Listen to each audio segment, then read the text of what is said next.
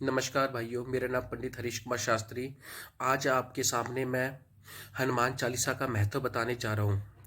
देखियो मेरे दोस्तों, हनुमान चालीसा एक दिव्य स्त्रोत है, एक दिव्य पाठ है, एक दिव्य पठन है कि जिसको हम करने से हमारी कुंडली के उत्पन्न होने वाले नकारात्मक दोषों को हम पूर्ण रूप से जड़ से उसको दूर कर सकते हैं।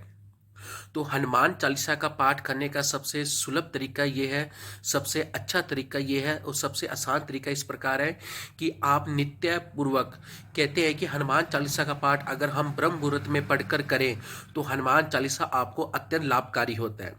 अगर हनुमान चालीसा का पाठ हम ब्रह्म मुहूर्त के कम से कम 8:30 सुबह के पाठ करें तो उसका लाभ हमको कुछ हद तक प्राप्त होता है।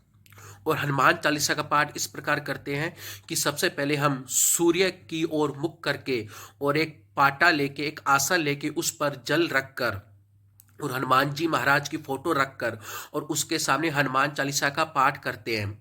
और उसके सामने किसी प्रकार का गूगल का लुप, अगर गूगल का हम धूप करते हैं तो हनुमान चालीसा का पाठ हमको अत्यधिक हमको फायदा करता है। और हनुमान चालीसा का पाठ करने से घर के अंदर उत्पन्न होने वाले सभी प्रकार के वास्तु दोष का भी सर्वनाश होता है। और हनुमान चालीसा का पाठ करने से घर के अंदर बहने वाली नकारात्मक ऊर्जा भी जड़ से दूर होती है। अगर हम हनुमान चालीसा का पाठ नित्य प्रतिदिन 41 बार या कम से कम डेली 101 बार करते हैं तो कुंडली, हमारे शरीर के ऊपर लगने वाली नकारात्मक ऊर्जा हमेशा के लिए दूर हो जाती है। इसलिए कहते हैं कि हनुमान चालीसा, कहते हैं कि जो सतपार पाठ कर कोई छूटी बंदी महासुख होई। कहते हैं कि जो हनुमान चालीसा का 100 बार पाठ करता है तो उसके उत्पन्न होने वाले 1000 दोषों का सर्वनाश हो जाता है। और हनुमान चालीसा का पाठ अत्यधिक महत्वपूर्ण लाभदायक रहता है। इसलिए हम हनुमान चालीसा का पाठ अगर हम एक दिन के अंदर 101 बार, 41 बार, अगर 11 बार करते हैं तो कुंडली के, अगर जीवन के अंदर उत्पन्न होने वाली हर प्रकार की बाधा का सर्वनाश होता है।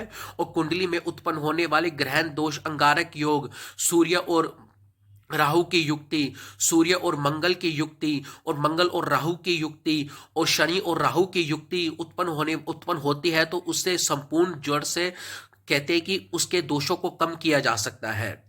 तो आप कृपया करके हनुमान चालीसा का पाठ हनुमान जी महाराज का इस प्रकार करना है कि सूर्य की ओर मुख कर कर उसके सामने पाटा या कोई आसन रखकर उसके ऊपर एक कलश रखना है। फिर हनुमान जी महाराज की फोटो रखनी है और हनुमान जी महाराज के सामने हनुमान चालीसा का पाठ करना है।